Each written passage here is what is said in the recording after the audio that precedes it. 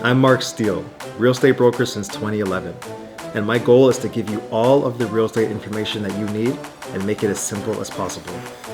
You're listening to the Simple Real Estate Podcast. If you're planning to buy your first home, there's something important that you have to know.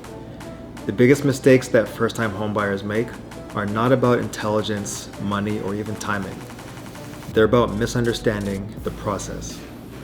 And the good news is that most of these mistakes are completely avoidable once you know what to watch for. So today, I'm going to walk you through a few of the most common first-time buyer mistakes that I see every single week. Mistake number 1, looking at homes before understanding your finances. This happens constantly. People open a real estate app, start browsing listings, and suddenly they're emotionally invested in homes that may or may not actually fit their budget. The problem is that when buyers fall in love with homes first and figure out finances later, it could possibly lead to disappointment. A much better starting point is understanding your true affordability before you start touring homes. That way, every home you see is a realistic option.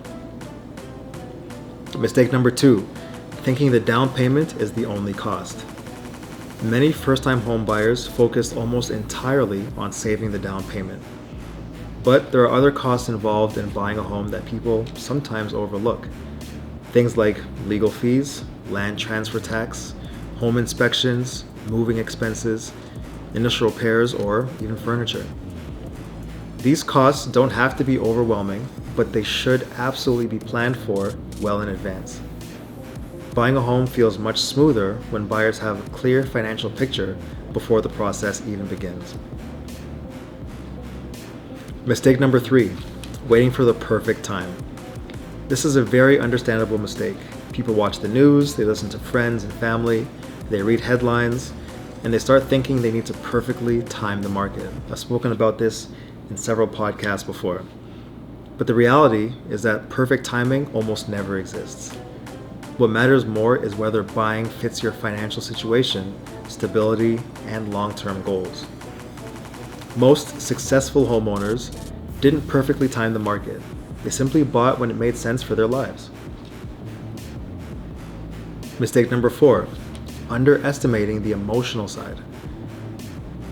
Buying your first home will be exciting, but it can also feel a little bit overwhelming. There are negotiations, inspections, paperwork, and sometimes even competition with other buyers. Some first-time buyers expect the process to feel simple and smooth from beginning to end. In reality, there are usually moments of uncertainty or stress along the way. I do my best to manage all of these moments for you, but this can be normal depending on the transaction. Understanding the process ahead of time helps to reduce a lot of that anxiety, and hopefully this podcast helps you to understand a bit of the process as you listen. And finally, mistake number 5, just not asking enough questions. This might be the biggest mistake of all. Buying a home involves legal contracts, financing structures, and long-term financial commitments. There's absolutely no such thing as a stupid question during this process. The more buyers ask questions and understand each step, the more confident that they'll feel moving forward. Buying your first home is a huge milestone, and while the process can feel complicated at first, it becomes much easier once you understand the common pitfalls and how to avoid them. I always end off my episodes with this, but I really do mean it. If you have any questions at all, whether they're big or small, feel free to email me, mark@soldourhome.com. Again, that email is mark@soldourhome.com. I'm happy to help with whatever your questions are.